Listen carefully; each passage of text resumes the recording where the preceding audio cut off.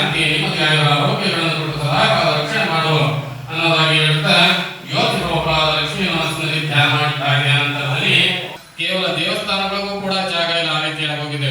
ಆದ್ರೆ ಭಜನಾ ಮಂದಿರಕ್ಕೆ ಜಾಗ ಇದೆ ಅಂದ್ರೆ ಒಂಥರ ಖುಷಿ ಪಡಬೇಕಾದ್ರೆ ಭಗವಂತ ಈ ಗ್ರಾಮಕ್ಕೆ ಆಗಿರೋ ಆರೋಗ್ಯಗಳನ್ನು ಕಾಪಾಡಲಿ ಅನ್ನೋದಾಗಿ ಹೇಳ್ತಾ ಸ್ಥಾಪಯಾಮಿ ಪೂಜಯಾಮಿ ಅಭಿಮುಖೇ ಕರೋಮಿ ಓಂ ಗಂ ಗಣಪತಿ ಓಂ ಗಂ ಗಣಪತಿ ಓಂ ಗಂ ಗಣಪತಿ ನಮೋ ನಮಃ ಧ್ಯಾಯಾಮಿ ಧ್ಯಾನಂ ಸಮರ್ಪಯಾಮಿ ಆವಾಹಯಾಮಿ ಭಾಷಾಂ ಕುಶಲಾಯ ನಮಃ ಚಂಡಾಯ ನಮಃ ಗುಣಗೀತಾಯ ನಮಃ ಜಗನ್ನಾಯ ನಮಃ ಅಕಲ್ಮಷಾಯ ನಮಃ ಸ್ವಯಂಸಿದ್ಧಾಯ ಪಾದಾಯ ನಮಃ ಶಾಶ್ವತಾಯ ನಮಃ ತುಲ್ಯೇ ನಮಃ ವಿದ್ಯಲ್ಪ್ರಿಯಾಯ ನಮಃ ಈಶ್ವರಾಯ ನಮಃ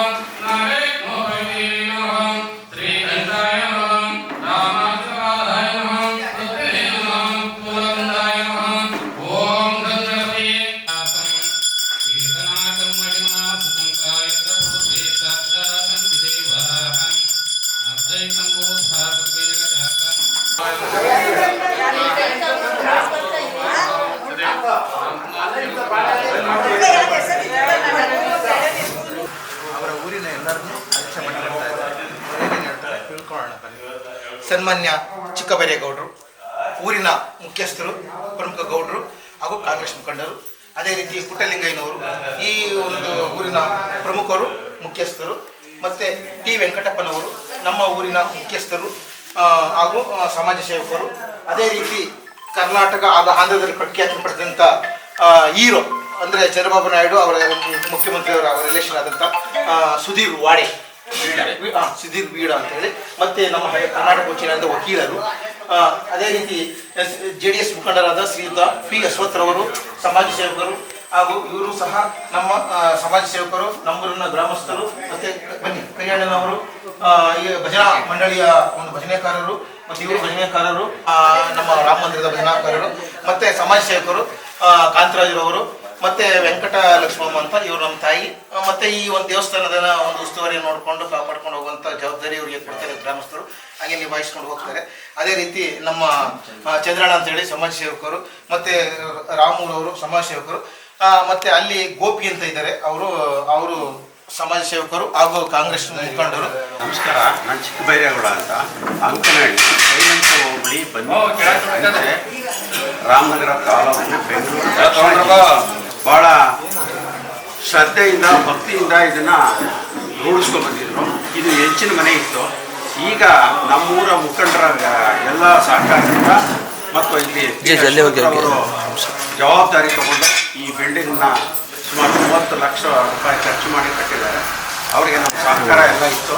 ಸಹಕಾರದಿಂದ ಇವೆಲ್ಲ ನಿರ್ಮಾಣಗೊಂಡು ಇವತ್ತು ಇದನ್ನು ಪ್ರಾರಂಭೋತ್ಸವ ಮಾಡಿದ್ದೀವಿ. ಇದು ನಿರಂತರವಾಗಿ ಭಜನೆ ಮಾಡಿಕೊಂಡು ನಾವು ಹೋಗಬೇಕು ಅನ್ನೋ ತೀರ್ಮಾನಕ್ಕೆ ನಾವು ಬಂದಿದ್ದೀವಿ.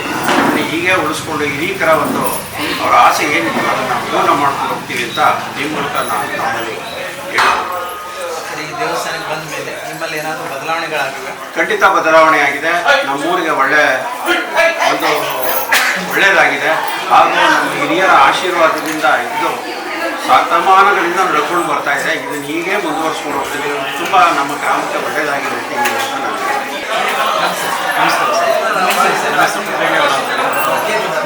ನಾನು ಅನೇಕ ಮತ್ತು ಎಲ್ಲ ಜನಗಳ ಸಹಕಾರದಿಂದ ಇದನ್ನು ಒಂದು ವ್ಯವಸ್ಥೆ ಮಾಡಿ ಪೂಜೆಗೆ ಇವತ್ತು ಅನುವು ಮಾಡ್ಕೊಂಡಿದ್ದಾರೆ. ಹೆಚ್ಚಿನದಾಗಿ ಹೇಳಬೇಕು ಅಂದರೆ ನಮ್ಮ ಗ್ರಾಮದ ಪಿ ಅಶ್ವಥ್ರವರು ಇದಕ್ಕೆ ಹೆಚ್ಚಿನ ಜವಾಬ್ದಾರಿ ತಗೊಂಡು ಇದನ್ನು ಒಂದು ಉನ್ನತ ಮಾರ್ಗಕ್ಕೆ ತಂದು ಗ್ರಾಮಸ್ಥರ ಸಮ್ಮುಖದಲ್ಲಿ ಮತ್ತು ಭಕ್ತಾದಿಗಳ ಸಮ್ಮುಖದಲ್ಲಿ ಈ ಥರ ಮಾಡಿರೋದು ನಮಗೆ ಪುಣ್ಯ ಅನಿಸ್ತದೆ. ಇನ್ನು ಮುಂದೆ ಈ ದೇವಸ್ಥಾನವನ್ನು ಅತಿ ಹೆಚ್ಚಿನ ಒಂದು ಸಂಖ್ಯೆಯಲ್ಲಿ ಭಾಗವಹಿಸಿಕೊಂಡು ವಾರಕ್ಕೊಮ್ಮೆ ಭಜನೆ ಮಾಡಿದ್ರೆ ತುಂಬ ಗ್ರಾಮಕ್ಕೆ ಒಳ್ಳೆಯದು ಅಂತೇಳಿ ಈ ಮೂಲಕ ನಾವು ಕಳಕಳಿಯಿಂದ ಕೇಳ್ಕೊತೇನೆ. ನೀವು ಎಷ್ಟು ವರ್ಷದಿಂದ ಈ ದೇವಸ್ಥಾನಕ್ಕೆ ಭಕ್ತರಾಗಿದ್ದೀರಿ ಸರ್? ನಾನು ಸುಮಾರು ಒಂದು 40 ವರ್ಷದಿಂದ ಇದ್ದೀನಿ ಸರ್. ಅನುಕೂಲಗಳಾಗಿದೆಯಾ? ತುಂಬ ಅನುಕೂಲ ಆಗಿದೆ. ಗ್ರಾಮ ದೇವರಿಗೂ ಮತ್ತು ಭಜನೆ ಮಂದಿರ ಅಂದರೆ ಊರಿನ ಎಲ್ಲ ವ್ಯವಹಾರಗಳು ಮತ್ತು ಒಂದು ಚೀಟಿ ವ್ಯವಹಾರ ಆಗಲಿ, ಒಂದು ನ್ಯಾಯ ಆಗಲಿ, ಒಂದು ಏನು ಸಮ್ಮತವಾಗಿ ಮಾಡಬೇಕಾದ್ರೆ ಭಜನೆ ಮಂದಿರದಲ್ಲಿ ಕುಂತ್ಕೊಂಡು ನ್ಯಾಯ ಬಗೆಹರಿಸ್ತಾ ಇದ್ದೀವಿ. ಅದು ಎಲ್ಲರಿಗೂ ದೇವರು ಒಳ್ಳೇದು ಮಾಡಿದ್ದಾರೆ. ಅನೇಕ ಜನಗಳು ಬಂದು ಕುಂತ್ಕೊಂಡು ವ್ಯವಸ್ಥೆ ಮಾಡ್ತಾರೆ. ಮತ್ತು ನಮ್ಮ ಶಬರಿಮಲೆಗೆ ಹೋಗುವಂಥ ಭಕ್ತಾದಿಗಳು ಈ ಸ್ಥಳದಲ್ಲೇ ಅಡುಗೆ ಊಟ ಮಾಡಿ ಇಲ್ಲೇ ಭಜನೆ ಮಾಡಿಕೊಂಡು ಮುಂದಕ್ಕೆ ಪ್ರಯಾಣ ಮಾಡ್ತಾರೆ. ಹಿಂದೆ ಇದ್ದೀವಿ. ನಾವು ಇದೇ ದೇವರು ಇದರಿಂದ ನಮಗೆ ಒಳ್ಳೆಯ ಮಾಡೋಣ. ಇಲ್ಲಿ ದೇವಸ್ಥಾನ ಸ್ವಲ್ಪ ಶಿಥಿಲ ಆಗಿರಬೇಕು. ಅದು ಹಂಚಿನ ಮನೆ ಇದೆ. ಅದನ್ನು ನಮ್ಮ ಲೇಡೀಸ್ ಅಷ್ಟೊತ್ತು ಪೂರ್ಣವಾಗಿ ಎಲ್ಲ ಜೊತೆ ಸೇರಿಸಿ ಅವ್ರ ನೇತೃತ್ವದಲ್ಲಿ ಬಿಲ್ಡಿಂಗನ್ನು ಕಳಿಸಿ ಮಾಡಿದ್ದಾರೆ. ಈಗ ಅವ್ರು ಮಾಡಿರುವಂಥದ್ದನ್ನು ಇನ್ನು ಮುಂದೆ ನೆರವೇರಿಸಬೇಕು. ಇದನ್ನು ಕಾರೋದ್ಧಾರವಾಗಿ ಊರು ಗ್ರಾಮಸ್ಥರೆಲ್ಲ ಸೇರಿ ಇದನ್ನು ಮುಂದುವರ್ಸ್ಕೋಬೇಕು, ಇನ್ನೂ ಹೆಚ್ಚಿನ ರೀತಿಯಲ್ಲಿ ಮುಂದುವರ್ಸ್ಕೋಬೇಕು ಅಂತ ಹೇಳ್ತಾ ಇದ್ವಿ. ಮತ್ತು ಏನೇ ವ್ಯವಹಾರ ಮಾಡಬೇಕಾದ್ರೂ ಕೂತ್ಕೊಂಡು ರಾಮ ಮಂದಿರದಲ್ಲಿ ಪ್ರತಿ ಶನಿವಾರ ನಾವು ಎಲ್ಲ ರೀತಿಯಲ್ಲಿ ಭಜನೆ ಮಾಡಿಕೊಂಡು ಊರಿನಲ್ಲೆಲ್ಲ ಭಜನೆ ಮಾಡಿ ಇದನ್ನು ಸಾಕಾರ ಮಾಡ್ತಾ ಇದ್ದೀವಿ. ಸಲುವಾಗಿ ನಮ್ಮ ಗ್ರಾಮಸ್ಥರೆಲ್ಲ ಸೇರಿ ಇದನ್ನು ಇನ್ನೂ ಮುಂದುವರ್ಸ್ಕೊಂಡು ಹೋಗಬೇಕು ಅಂತ ಹೇಳಿ ನನ್ನ ವಿಲೇಜ್. ಚಿಕ್ಕ ವಯಸ್ಸಲ್ಲಿ ನೋಡಿದ್ದೀನಿ ಈ ಥರ ರಾಮ ಮಂದಿರ ಬಂದು ಕಲ್ಯಾಣ ಮಾಡೋದು, ಈ ಥರ ಭಜನೆ ಮಾಡೋದು ಚಿಕ್ಕ ವಯಸ್ಸಲ್ಲಿ ನೋಡಿದೆ. ಇವಾಗ ನೋಡಿ ಇಲ್ಲಿ ಫುಲ್ ಖುಷಿ ಆಯಿತು. ನಮ್ಮ ಚಿಕ್ಕ ವಯಸ್ಸಿಗೆ ಜ್ಞಾಪಕ ಬಂದಿದೆ.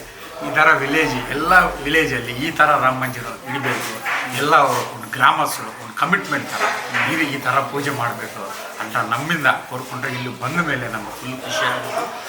ಇದು ಪೂರ್ವಜನ್ಮ ಸುಖತರ ಥರ ಇದೆ. ಇಲ್ಲಿ ಬಂದಲ್ಲ ರಾಮಕೃಷ್ಣ ಸಾರ್ ಅಂತ ಹೇಳ್ತಾರೆ. ನಮ್ಮನ್ನೆಲ್ಲ ಇನ್ವೈಟ್ ಮಾಡಿ ಏನು ಹಿಂದೆ ತುಂಬ ಹಳೆಯದಾದ ದೇವಸ್ಥಾನ ಇತ್ತು, ಅದು ಶಿಥಿಲ ವ್ಯವಸ್ಥೆಯಿತ್ತು. ಅದನ್ನೆಲ್ಲ ಗ್ರಾಮಸ್ಥರು ನಿಂತು ಒಂದು ಒಳ್ಳೆಯ ದೇವಸ್ಥಾನ ಕಟ್ಟಿದ್ದಾರೆ. ಇವತ್ತು ಅದನ್ನು ಪ್ರತಿಷ್ಠಾಪನೆ ದೇವಸ್ಥಾನದ ಕಾರ್ಯಕ್ರಮ ಇಟ್ಕೊಂಡಿದ್ರು. ನಮ್ಮನ್ನ ಕರೆದು ದೇವಸ್ಥಾನದ ಒಂದು ಕಾರ್ಯಕ್ರಮದಲ್ಲಿ ಭಾಗವಹಿಸಿದ್ದಕ್ಕೆ ತುಂಬ ಖುಷಿಯಾಯಿತು. ಸೊ ಇಲ್ಲಿ ಭಜನೆ ಮಾಡ್ತಾರಂತೆ, ವಾರಕ್ಕೆ ಶನಿವಾರ ಪ್ರತಿ ಶನಿವಾರ ಮಾಡ್ತಾರಂತೆ. ಮತ್ತು ಇಲ್ಲಿ ಏನೇ ಕಾರ್ಯಕ್ರಮಗಳಿದ್ರೂ ಇಲ್ಲಿ ಜನರು ಸೇರಿ ಈ ಗ್ರಾಮದ ಪ್ರತಿಯೊಬ್ಬರು ಸೇರಿ ಒಂದು ಕಾರ್ಯಕ್ರಮ ತೀರ್ಮಾನ ಮಾಡೋದು, ಮತ್ತು ದೇವರ ಕಾರ್ಯ ಮಾಡೋದಕ್ಕೆ, ಮತ್ತು ಅಯ್ಯಪ್ಪ ಸ್ವಾಮಿ ಹೋಗಿ ಎಲ್ಲ ಕಾರ್ಯಕ್ರಮ ಮಾಡೋದಕ್ಕೆ ಎಲ್ಲ ಜನಗಳಿಗೆ ಒಂದು ಮೂಲವಾದ ಸ್ಥಾನ ಮಾಡ್ಕೊಂಡಿದ್ದಾರೆ.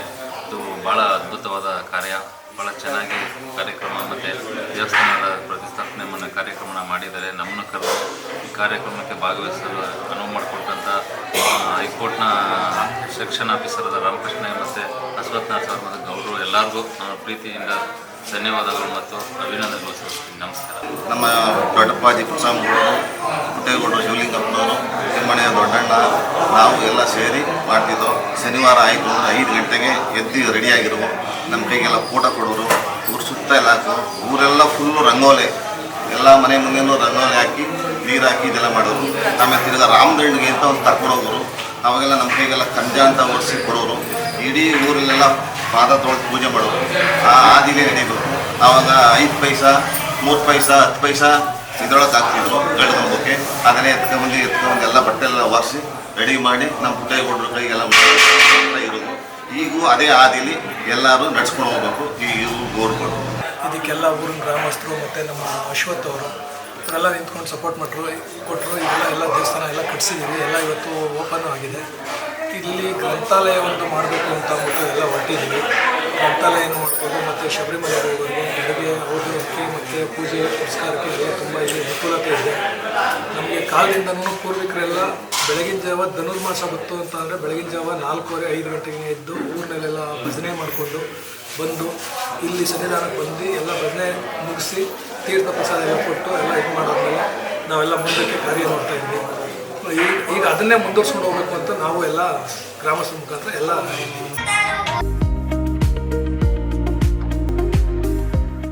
ಸರ್ ನಮಸ್ತೆ. ಸರ್ ನಮಸ್ಕಾರ. ಈ ಭಜನಾ ಮಂದಿರ ಯಾವ ವರ್ಷ ಶುರುವಾಯಿತು, ಎಷ್ಟು ವರ್ಷದಿಂದ ನಡೆಸ್ತಾ ಇದ್ದೀರಾ ಸರ್? ನಮಸ್ಕಾರ, ನಾನು ರಾಮಕೃಷ್ಣ ಅಂತ ಈ ಊರಿನ ಗ್ರಾಮಸ್ಥ. ಈ ಭಜನಾ ಮಂದಿರ ಪುರಾತನ ಹಿರಿಯವರು ಅಂದರೆ ಸುಮಾರು 47 ವರ್ಷದ ಇತಿಹಾಸ ಈ ರಾಮ ಮಂದಿರಕ್ಕಿದೆ. ಯಾಕೆ ಅಂತ ಅಂದರೆ ರಾಮದೇವರ ಬೆಟ್ಟ ಅಂತೇಳಿ ರಾಮನಗರದಲ್ಲಿ ಪ್ರಸಿದ್ಧಿಯಾದ ಪಡೆದಂಥ ರಾಮರು ನಡೆದಾಡಿದಂಥ ಜಾಗ ಇದೆ. ಇಲ್ಲಿ ಎಲ್ಲೆಲ್ಲಿ ರಾಮರು ನಡ್ಕೊಂಡು ಹೋಗಿದ್ರು ಅಲ್ಲೆಲ್ಲ ರಾಮ ಮಂದಿರಗಳು ಉದ್ಭವ ಆಗಿದೆ. ಮತ್ತೆ ಸುಂದರ ಕಾಂಡ ಎಂಬ ನಾಟಕ ಬೈಟ್ ಕಥೆಯನ್ನ ನಮ್ಮೂರಿನ ಜನ, ನಮ್ಮ ತಾತ ತಿಮ್ಮೇಗೌಡರು ರಂಗಭೂಮಿಯಲ್ಲಿ ಪ್ರಖ್ಯಾತಿಯನ್ನು ಪಡೆದಿದ್ದಾರೆ. ಮತ್ತೆ ಹಗ್ಗದ ಮೇಲೆ 50 ಅಡಿ ಹಗ್ಗದ ಮೇಲೆ ರಾಮನ ಧ್ಯಾನವನ್ನು ಮಾಡಿಕೊಂಡು ಆಂಜನೇಯನ ಪಾತ್ರದಲ್ಲಿ ಅವರು 1.5 hour ಬರ್ತಾ ಇದ್ರು ಹಗ್ಗದ ಮೇಲೆ ಜಾರಿಕೊಂಡು. ಅಂತ ಒಂದು ಸುಂದರ ಕಾಂಡದ ಒಂದು ಆ ನಾಟಕವನ್ನ ಈ ಒಂದು ದೃಷ್ಟಿಯ ತದನಂತರ ಹನುಮೇಗೌಡರು ಅನ್ನೋರು ಏನು ಮಾಡೋರು, ಅವಾಗ ಗುಡಿಸಲಿ ನೆಂದೋಗ್ಬಿಡ್ತಿತ್ತು. ಅವಾಗ ಒಂದು ಹಂಚಿನ ಮನೆಯನ್ನ ಮಾಡಿಕೊಟ್ರು. ಈಗ ಹಂಚಿನ ಮನೆ ಮಾಡಿಕೊಟ್ಟ ಮೇಲೆ ಊರಿನ ಜನರೆಲ್ಲ ಸೇರಿ ಅವಾಗೆಲ್ಲ ಒಂದು 50 ಜನ 75 ಜನ ಭಜನಾ ಕಾರ್ಯಕ್ರಮ ಶನಿವಾರ ಬಂದರೆ ಭಾಳ ಅದ್ಭುತ ನೋಡೋಕ್ಕಾಗ್ತಿರಲ್ಲ. ಈ ಭಜನೆ ಸೌಂಡ್ ನಾವು ಹೊರಗೆ ಕೇಳಬೇಕು. ಹಂಗೆ ಹಿರಿಯವರು ಹಾಕ್ಕೊಟ್ಟಂಥ ಒಂದು ಭದ್ರ ಗುಣ ಇದೆ. ಮತ್ತು ಧನುರ್ಮಾಸದಲ್ಲಿ ಶ್ರೀರಾಮರ ಫೋಟ ಮತ್ತು ಗರುಡಗಂಬ ಹಿಡ್ಕೊಂಡು ನಾವು ಊರಿನಲ್ಲಿ ಮೆರವಣಿಗೆ ಹೋಗ್ತಾ ಇದ್ದಾಗ ಊರಿನ ಜನ ಎಲ್ಲ ಕಲಾವಿದರ ಕಾಲನ್ನ ತೊಳೆದು ಪಾದ ನಮಸ್ಕಾರ ಮಾಡಿ ಗರುಡಗಂಬಕ್ಕೆ ಎಣ್ಣೆ ಬಿಟ್ಟು ಒಂದು 4 ಆಣಿ 1 ಆಣಿ ಇವೆಲ್ಲ ಹಾಕ್ಕೊಂಡು ಬರ್ತಾ ಇದ್ರು. ಆ ದುಡ್ಡಿನಿಂದ ರಾಮ ಮಂದಿರವನ್ನು ಸದಾ ನಾವು ನಡ್ಸ್ಕೊಂಡು ಬರ್ತಾ ಇದ್ವಿ. ತದನಂತರ ಏನಾಯ್ತು, ಶಿಥಿಲಗೊಂಡು ಬಿಡ್ತು ರಾಮ ಮಂದಿರ. ಅಂದರೆ ಎಲ್ಲ ನೆಂದಿ ಮಳೆ ಇಲ್ಲ, ಭಜನೆ ಮಾಡ್ತಾರೆ, ನೀರೆಲ್ಲ. ಆವಾಗ ಇದು ಊರಿನ ಎಲ್ಲರಿಗೂ ಒಂಥರ ದುಃಖದ ಸಂಗತಿ ಇತ್ತು. ಆಮೇಲೆ ಎಲ್ಲ ಸೇರ್ಕೊಂಡು ಏನಾರು ಮಾಡಿ ಇದನ್ನು ಪುನರ್ನಿರ್ಮಾಣ ಮಾಡಬೇಕು ಅಂತ ಹೇಳಿ ಎಲ್ಲ ಊರಿನ ರಾಜಕೀಯ ಮುಖಂಡರು ಮತ್ತು ಇಲ್ಲಿ ಇರ್ತಕ್ಕಂಥ ಗ್ರಾಮಸ್ಥರು ಒಂದು ನಿರ್ಧಾರವನ್ನು ತಗೊಂಡು ಒಂದು 30 ಲಕ್ಷ ಖರ್ಚು ವೆಚ್ಚದಲ್ಲಿ ಅವರು ಇದನ್ನು ಈ ನಿರ್ಮಾಣ ಮಾಡಲಿಕ್ಕೆ ಪ್ರಯತ್ನಪಟ್ಟು ಇವತ್ತು ಇದನ್ನು ಉದ್ಘಾಟನೆ ಮಾಡಿ ಯಶಸ್ಸನ್ನು ಮಾಡಿಕೊಟ್ಟಿದ್ದಾರೆ. ಮತ್ತು ಇಲ್ಲಿ ನಮ್ಮೂರಲ್ಲಿ 1200 ಮನೆಗಳಿದೆ. ಮತ್ತು ಒಳ್ಳೆ ಈ ರಾಮ ಮಂದಿರ ನಮಗೆ ತುಂಬ ಒಳ್ಳೆಯದಾಗಿದೆ. ಎಲ್ಲ ಐಶ್ವರ್ಯ ಆಗಿದೆ, ಎಲ್ಲ ಕೆಲಸಕ್ಕಿದೆ, ಭಾಳ ಅಭಿವೃದ್ಧಿ ಆಗಿದೆ. ಪವಿತ್ರ ಕ್ಷೇತ್ರ. ಇಲ್ಲಿ 5 ದೇವತೆಗಳಿದೆ. ಒಂದು ಮಲೆ ಮಾದೇಶ್ವರ ಸ್ವಾಮಿ ಆಲರ್ಬಿ ನಡೆಯುತ್ತೆ. ಭಾಳ ಸುಮಾರು ರಾಮನಗರ ತಾಲೂಕು 100 ಹಳ್ಳಿಗಳು ಬರ್ತವೆ ಇಲ್ಲಿ. ಅದು ಮತ್ತು ಅಲ್ಲಿಂದ ಬಂದು ಮಾರಮ್ಮ ದೇವಿ ನಮ್ಮೂರಿನ ಮೂಲ ಉದ್ಭವ ಮೂರ್ತಿಗಳು. ಇಲ್ಲಿ ಯಾರು ಪ್ರತಿಷ್ಠಾಪನೆ ಮಾಡಿಲ್ಲ, ಎಲ್ಲ ಪುರಾತನ ಉದ್ಭವ ಆಗಿರ್ತಕ್ಕಂಥ ಮಾರಮ್ಮ ದೇವಿ. ಬಸವೇಶ್ವರ ಸ್ವಾಮಿ ಕೊಂಡ ಅದು. ಮತ್ತು ಈಗ ಇತ್ತೀಚೆಗೆ ನಮ್ಮ ಯಾವುದೋ ಒಂದು ಚೌಡೇಶ್ವರಿನ ನಮ್ಮ ತೋಪ್ನಲ್ಲಿ ಕಬ್ಬಾಳಮ್ಮ ಉದ್ಭವ ಆಗಿದೆ. ಹಾಗಾಗಿ ನಮ್ಮ ಊರಿನ ಜನತೆ ದೇವ್ರದ್ದು ವಿಷಯ ಅಂದರೆ ಎಲ್ಲ ಒಗ್ಗಟ್ಟಾಗಿ ತುನು ದನಗಳನ್ನು ಅರ್ಪಿಸಿ ಭಕ್ತಿಯಿಂದ ಬಂದು ಒಂದು ಪ್ರಾರ್ಥನೆಯನ್ನು ಮಾಡ್ತಾರೆ. ಅದೇ ನಮ್ಗೆ ಗ್ರೇಟು. ಮತ್ತು ಪ್ರಸಿದ್ಧಿ ಪ್ರಖ್ಯಾತಿ ಪಡೆದಂಥ ಅಂಕನಹಳ್ಳಿ. ಯಾಕೆಂದರೆ ಅಲ್ಲಿ ರೇವಣಸಿಂಹ ಬೆಟ್ಟ, ಈ ಕಡೆ ಜನಪದ ಲೋಕ, ಮತ್ತು ಇದು ಪುರಾತತ್ವದ ಕಲೆ, ಗಂಗ ಕದಂಬ ಚಾಳುಕ್ಯ ಓಯ್ಲೂರು, ಮಾಸ್ತಿಕಲ್, ವೀರಗಲ್ಲು ಎಲ್ಲ ಇಲ್ಲಿ ನಮ್ಮ ಕಲ್ಲುಗಳು ಸಿಕ್ಕಿವೆ. ಪುರಾತನ ಇತಿಹಾಸ ಇದೆ, ಹಿಸ್ಟ್ರಿ. 2600 ಇತಿಹಾಸ ಈ ರಾಮನಗರದಲ್ಲಿ ಇದೆ ಅಂತ ಹೇಳ್ತಾ ನೀವೆಲ್ಲ ಮಾಧ್ಯಮದವರು ಮಾಸ್ಟರ್ ಬಂದಿದ್ರಿ, ಮತ್ತು ಕರುಣಾಕರ್ ಸರ್ ಬಂದ್ರಿ. ನಮ್ಮ ಇವರ ಚಿತ್ರೋದ್ಯಮದಲ್ಲಿ ಹೀರಾಗಿರ್ತಂಥ ಸುಧೀರ್ ವಾಡೆ ಅವರು, ವೀಡಾ ಅವರು ಬಂದರು, ಮತ್ತು ವಕೀಲರು ಬಂದರು, ಊರಿನ ಗ್ರಾಮಸ್ಥರು ಬಂದರು, MLA ಅವರು ಬರಬೇಕಾಗಿತ್ತು, ಪೂರ್ವಯೋಜನೆ ಕಾರ್ಯಕ್ರಮ. ಆಮೇಲೆ MP ಅವರು ಬರಬೇಕಾಗಿತ್ತು, ಅವರು ಸಹ ಪೂರ್ವಯೋಜನೆ ಕಾರ್ಯಕ್ರಮ ಇತ್ತು. ಮತ್ತು DK ಶಿವಕುಮಾರ್ ಅವರು ಬರಬೇಕಾಗಿತ್ತು, DK ಶಿವಕುಮಾರ್ ಬರಬೇಕು. ಮತ್ತು ಯಾರು ನಮ್ಮ ಕುಮಾರಸ್ವಾಮಿ MP ಬರಬೇಕಾಗಿತ್ತು. ಅವರೆಲ್ಲ ಇವತ್ತು ಪೂರ್ವಯೋಜನೆ ಕಾರ್ಯಕ್ರಮ ಇರೋದ್ರಿಂದ ಈ ಗ್ರಾಮದಲ್ಲಿ ಗೋಪಿ ಅಂತೇಳಿ ನಮ್ಮ ಚಿಕ್ಕಪ್ಪನ ಮಗಳವರು ಸುಮಾರು ವರ್ಷದಿಂದ ಅಯ್ಯಪ್ಪ ಸ್ವಾಮಿ ಮಾಲೆ ಹಾಕ್ತಾರೆ. ಅವರು ಒಂದು ಗಣೇಶೋತ್ಸವ ಕಾರ್ಯಕ್ರಮನ ಗಣೇಶ ಯುವಕರ ಸಂಘವನ್ನು ಮಾಡಿ ಒಂದು ಸುಮಾರು 3 ಲಕ್ಷದ ಮೇಲ್ಪಟ್ಟು ಹಣವನ್ನು ಈ ರಾಮ ಮಂದಿರಕ್ಕೆ ಕೂಡಿಟ್ಟಿದ್ರು. ಮತ್ತು ಅವರ ಒಂದು ಭದ್ರಾ ಬುನಾದಿಯಲ್ಲಿ ಊರಿನ ಪ್ರಮುಖರು ಚಿಕ್ಕಪೇರೇಗೌಡರು ಇರ್ಬೋದು, ಪುಟ್ಟಿಂಗಯ್ಯನವರು ಇರ್ಬೋದು, ಮತ್ತು ಇನ್ನು ಹಲವಾರು ಕೈಗಳು ಸಹಾಯ ಹಸ್ತವನ್ನು ಜೋಡಿಸಿ, ಮತ್ತು JDS ಅಶ್ವತ್ಥರವರು ಅವರು ಒಂದು ಸರ್ಕಾರದ ಕೆಲವು ಸಹಾಯದಿಂದ ಅವರು ಇದಕ್ಕೆ ತುಂಬ ಫೈನಾನ್ಷಿಯಲ್ ಕೈ ಜೋಡಿಸಿದ್ದಾರೆ. ಯಾವ ಇದರೊಳಗೆ ತಾರತಮ್ಯ ಮಾಡಿಲ್ಲ. ಈ ಊರಿನ ಭವಿಷ್ಯಕ್ಕೋಸ್ಕರ ಎಲ್ಲರೂ ಕೈ ಜೋಡಿಸಿ ನಾನು ಸಹ ಇದರ ಒಂದು ಅಳಿಲು ಸೇವೆಯಲ್ಲಿ, ಮತ್ತು ಯಾಕೆಂದರೆ ಭಜನೆಯನ್ನು ಸಣ್ಣ ಬಂದು ನಾನೇ ಅದನ್ನು ಉಸ್ತುವಾರಿ ವಹಿಸಿ ನಡೆಸ್ಕೊಳ್ಳೋದು, ಮತ್ತು ಈ ಗಣ್ಯ ವ್ಯಕ್ತಿಗಳ ಒಂದು ಉಸ್ತುವಾರಿಯನ್ನು ನಾನು ವಹಿಸ್ಕೊಂಡಿದ್ದೀನಿ. ಪೂಜೆ ಪುರಸ್ಕಾರ ಹೋಮದನ್ನು ಗೋಪಿ ಅವರು ವಹಿಸ್ಕೊಂಡಿದ್ದಾರೆ. ಮತ್ತು ಊರಿನ ರಾಮಯ್ಯನವರು, ಚಿಕ್ಕಬೈರೇಗೌಡರು, T ವೆಂಕಟಪ್ಪನವರು ಇದನ್ನೆಲ್ಲ ಒಂದು ದೇವಸ್ಥಾನದ ಒಂದು ಉದ್ಘಾಟನದ ಉಸ್ತುವಾರಿ ವಹಿಸ್ಕೊಂಡ್ರು. ಮತ್ತು ಇನ್ನು ಊರಿನ ಕಾರ್ಯಕರ್ತರು, ಹುಡುಗರು ಎಲ್ಲ ಉತ್ತಮ ಆಚರಣೆ ಚಪ್ರ ಎಲ್ಲ ಮಾಡಿಕೊಂಡು, ಮತ್ತು ಅನ್ನದೋಷ ಕಾರ್ಯಕ್ರಮ ಕಾಂತರಾಜು ಸೊಸೈಟಿಯವರು ಇರ್ಬೋದು, ಅಶ್ವತ್ಥರವರು ಇರ್ಬೋದು, ಗೋಪಿಯವರು ಇರ್ಬೋದು, ವೆಂಕಟಪ್ಪನವರು ಇರ್ಬೋದು, ಚಿಕ್ಕಬೈರೇಗೌಡರು ಇರ್ಬೋದು, ಪುಟ್ಟಲಿಂಗಯ್ಯನವರು ಇರ್ಬೋದು, ಎಲ್ಲರ ಸಹಾಯ ಹಸ್ತ ಸೇರಿ ಇವತ್ತು ಈ ಒಂದು ಅದ್ದೂರಿಯಾದ ಒಂದು ರಾಮ ಮಂದಿರ ನಿರ್ಮಾಣ ಆಗಿದೆ. ಈ ರಾಮ ಮಂದಿರ ಭಜನಾ ಮಂದಿರ ಉದ್ಘಾಟನೆ ಸಮಾರಂಭದ ಅಂಗವಾಗಿ ಒಂದು ಸ್ವಲ್ಪ ಪೂಜೆ ಮಾಡಿಕೊಡ್ಬೇಕು ಅಂತ ಕೇಳ್ಬೋದು. ಆ ಇರುವಾಗ ಬಂದು ನಾನೇನು ಮಾಡಿದ್ರೆ ಇಲ್ಲಿ ಗಣಪತಿ ಪೂಜೆ ಮಾಡೋದ್ರಿಂದ ಈ ಗ್ರಾಮಕ್ಕೆ ಶುಭವಾಗಲಿ, ವಿದ್ಯಾಸಿದ್ಧಿ ಬುದ್ಧಿ ಜ್ಞಾನಗಳು ಲಭಿಸಲಿ, ಮತ್ತು ಈ ಗ್ರಾಮಸ್ಥರಿಗೆಲ್ಲರಿಗೂ ಕೂಡ ಯಾವುದೇ ಕಾರ್ಯಕ್ರಮದಲ್ಲಿ ಆಗಲಿ ವಿಘ್ನಗಳಿಲ್ಲದೆ ಕೆಲಸ ನಿರ್ವಿಘ್ನವಾಗಲಿ ನೆರವೇರಲಿ ಅನ್ನೋದಾಗಿ ಹೇಳ್ತಾ ಗಣಪತಿಯನ್ನು ಪೂಜೆಯನ್ನು ಮಾಡಿ ಗಣಪತಿಯ ಆರಾಧನೆಯನ್ನು ಮಾಡಿ ಅನಂತರದಲ್ಲಿ ಆದಿತ್ಯಾದಿ ನವಗ್ರಹಗಳು ಅಂದರೆ ನವಗ್ರಹಗಳ ದೋಷಗಳಿದ್ರೂ ಕೂಡ ಪರಿಹಾರವಾಗಲಿ ಅನ್ನೋದಾಗಿ ಹೇಳ್ತಾ ನವಗ್ರಹಗಳ ಪೂಜೆಯನ್ನು ಮಾಡಿ ನವಗ್ರಹ ಹೋಮವನ್ನು ಮಾಡಿ ಸುದರ್ಶನ ನಾರಸಿಂಹ ಈ ಗ್ರಾಮದಲ್ಲಿ ಯಾವುದೇ ದುಷ್ಟಶಕ್ತಿ ದುಷ್ಟಬಾಧೆಗಳು ಬರಬಾರದು ಅನ್ನೋದಾಗಿ ಹೇಳಿ ಈ ಸುದರ್ಶನ ಮತ್ತು ನಾರಸಿಂಹ ದೇವರ ಹೋಮವನ್ನು ಕೂಡ ಮಾಡಿ ಈ ಪೂಜೆ ಕಾರ್ಯಕ್ರಮವನ್ನು ನೆರವೇರಿಸಿಕೊಟ್ಟಿದ್ದೀವಿ. ಆ ಭಗವಂತ ಈ ಗ್ರಾಮಸ್ಥರಿಗೆಲ್ಲರಿಗೂ ಕೂಡ ಒಳ್ಳೆಯದನ್ನು ಮಾಡಲಿ, ಸದಾಕಾಲ ಚಿರಕಾಲ ಶಾಂತಿ ನೆಮ್ಮದಿ ಆಯುರ ಆರೋಗ್ಯಗಳನ್ನು ಕೊಟ್ಟು ಕಾಪಾಡಲಿ ಅನ್ನೋದಾಗಿ ಹೇಳ್ತಾ ಈ ಪೂಜೆ ಕಾರ್ಯಕ್ರಮವನ್ನು ನೆರವೇರಿಸಿಕೊಟ್ಟಿದ್ದೀವಿ. ಈಗ ನಾವು ಈ ಭಜನಾ ಮಂದಿರದಲ್ಲಿ ಮಕ್ಕಳಿಗೆ ಸಂಗೀತವನ್ನು ಹೇಳ್ಕೊಡೋದು, ಮತ್ತು ಈ ಭಜನಾ ಮಂದಿರದಲ್ಲಿ ಅಯ್ಯಪ್ಪ ಸ್ವಾಮಿಯ ಒಂದು ಆ ಭಕ್ತಾದಿಗಳ ಸಂಖ್ಯೆಯನ್ನು ಹೆಚ್ಚಿಸೋದು, ಅವ್ರಿಗೆ ಏನೋ ಒಂದು ಅಂಟು ಮುಟ್ಟಾಗ್ದಂಗೆ ಇಲ್ಲಿ ಉಳ್ಕೊಳ್ಳೋಂಥ ವ್ಯವಸ್ಥೆ ಮಾಡಿಕೊಡೋದು ಅವರಿಗೆ. ಮತ್ತು ಏನಾದರೂ ಊರಿನ ಒಂದು ಕಾರ್ಯಕ್ರಮಗಳು ನಡಿಬೇಕು ಅಂದಾಗ, ದೇವತಾ ಕಾರ್ಯಕ್ರಮ ಮಾಡಬೇಕು ಅಂದಾಗ ಅವರಿಗೆ ಒಂದು ಅವಕಾಶವನ್ನು ಮಾಡಿಕೊಡೋದು. ಮತ್ತು ಊರಿನ ಒಂದು ಹಬ್ಬಗಳಲ್ಲಿ ಹರಿಕಥೆಗಳಿರ್ಬೋದು ಅಥವಾ ದೇವರ ಉತ್ಸವ ಇರ್ಬೋದು, ಉತ್ಸವ ಮೂರ್ತಿಗಳ ಅಲಂಕಾರ ಇರ್ಬೋದು, ಅದಕ್ಕೆಲ್ಲ ಸಹಕಾರಿ ಮಾಡಿಕೊಡ್ತೀವಿ ಈ